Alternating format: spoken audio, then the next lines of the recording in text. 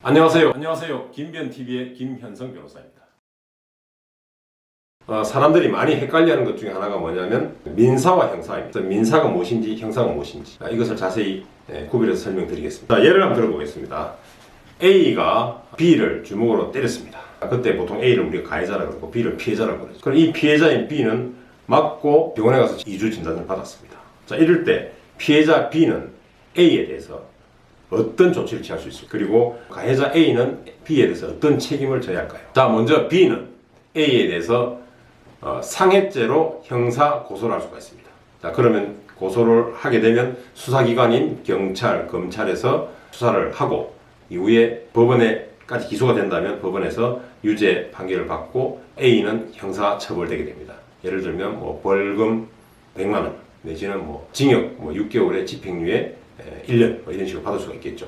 자, 이렇게 해서 형사처벌되는 조치가 있고, 이때 형사 고소된 이후에 형사 판결이 나오기 전까지 이 사이에 가해자인 A가 피해자인 B에 대해서 형사 합의를 해달라고 할 수 있겠죠. 그래서 형사 합의가 이루어질 수 있습니다.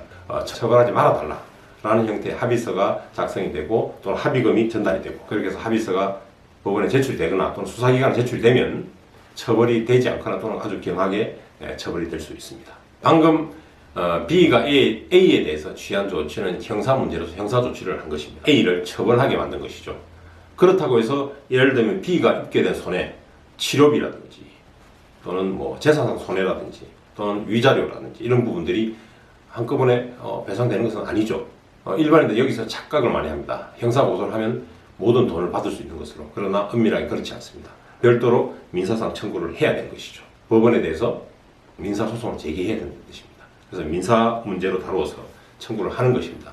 그러면 본인이 입은 손해를 전부 다 증명을 하게 되면 손해배상금 지급하라는 취지의 판결을 받을 수가 있습니다. 이때 이 문제가 결국은 민사 문제인 것입니다. 그래서 앞에 처음에 B가 취했던 조치는 형사 문제로서 형사 고소를 했다면 두 번째 취한 조치는 민사 문제로서 민사상 손해배상 청구를 한 것이죠. 자, 이렇게 되어 있습니다. 그런데 아까 앞에서 형사 문제로서 형사 합의가 가능하다 그랬고요. B가 두 번째 취한 민사 청구에서도 쌍방 간의 합의가 가능합니다. 그래서 위자료라든지 치료비에 대해서 합의를 해서 얼마를 받기로 한다. 100만 원을 받기로 한다. 내지는 500만 원을 받기로 한다. 라고 합의를 할 수가 있는 것입니다. 그렇게 해서 형사 문제도 종결이 가능하고 민사 문제도 종결이 가능합니다. 그러면 또 여기서 의문이 들 수 있을 것입니다.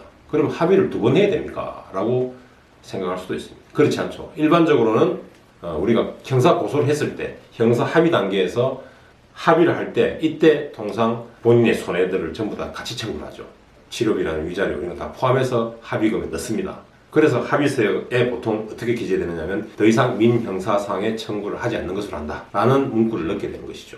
그래서 형사 합의를 할 때 민사 합의가 동시에 이루어지는 경우가 보통의 경우입니다. 그러나 그렇다고 해서 반드시 늘 그렇게 일어나는 것은 아닙니다. 그래서 원칙적으로는 구별을 둔다 라는 것을 기억하시기 바랍니다. 자, 이렇게 A가 B를 때렸을 때 이런 문제 또는 여러 가지 피해자 가해자의 문제가 발생했을 때 이럴 때는 통상의 경우 형사 문제와 민사 문제 이렇게 두 가지 문제가 동시에 발생한다는 사실을 기억하시기 바랍니다. 이제 민사와 형사 구별을 하시겠습니까? 그래도 구별이 안 된다.